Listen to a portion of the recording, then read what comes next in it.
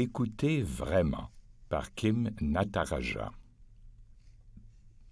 John Main et Lawrence Freeman étant tous deux moines bénédictins, on peut comprendre que leur enseignement ait été influencé par la manière de vivre préconisée par la règle de saint Benoît.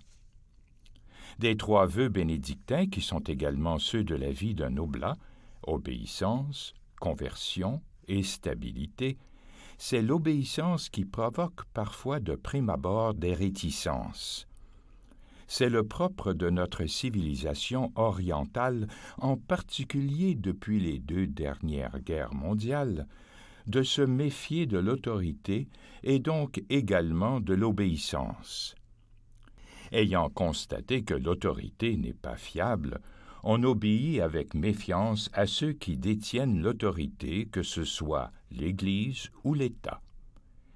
Mais saint Benoît dit au chapitre 71 de sa règle « L'obéissance est une bénédiction que tous doivent montrer, non seulement envers le prieur et l'abbé, mais aussi les uns envers les autres, puisque nous savons que c'est par cette voie de l'obéissance que nous allons à Dieu. » Lorsque nous lisons ce chapitre de la règle, nous le parcourons souvent rapidement et nous passons ainsi à côté d'un point important.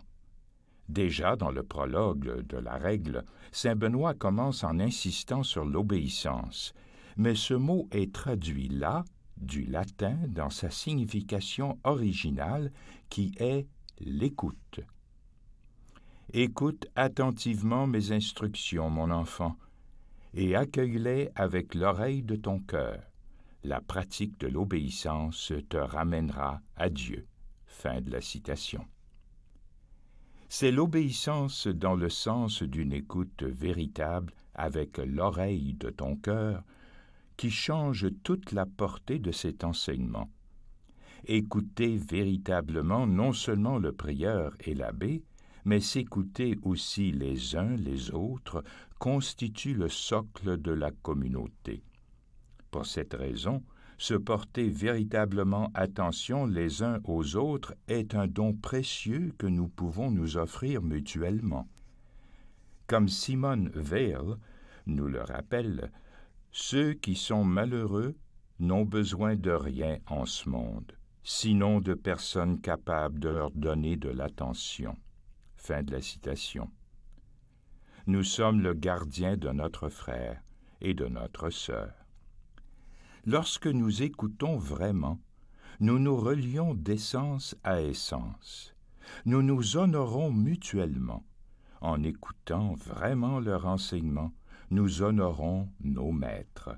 La méditation est aussi une voie d'obéissance, d'écoute véritable de la voix intérieure, l'esprit, avec l'oreille du cœur.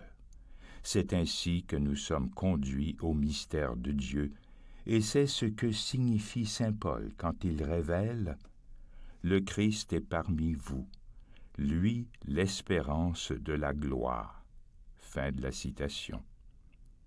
C'est également l'essentiel du message que John Main nous adresse dans « Un mot dans le silence ».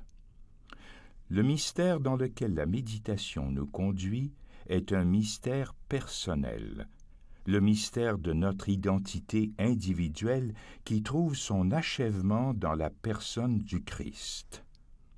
C'est essentiellement ce qui donne à notre méditation sa saveur chrétienne unique. Et ce n'est pas tout. Nous sommes conduits plus avant dans le mystère de Dieu. Dans le Christ sont cachés tous les trésors de Dieu, trésors de sagesse et de connaissance. Ce mouvement de l'être vers le mystère de Dieu produit l'unification de l'être. Notre centre passe de l'ego à notre vrai centre, le soi, le cœur de notre être total, conscient et inconscient. De ce fait, notre unification ne tient pas en une obéissance aveugle à une autorité ou à son besoin de contrôle. Elle ne consiste pas à suivre naïvement des règles et règlements superficiels, mais elle dépend en réalité d'une écoute profonde à la fois de la voix de l'autorité naturelle et de l'essence morale des règles et règlements.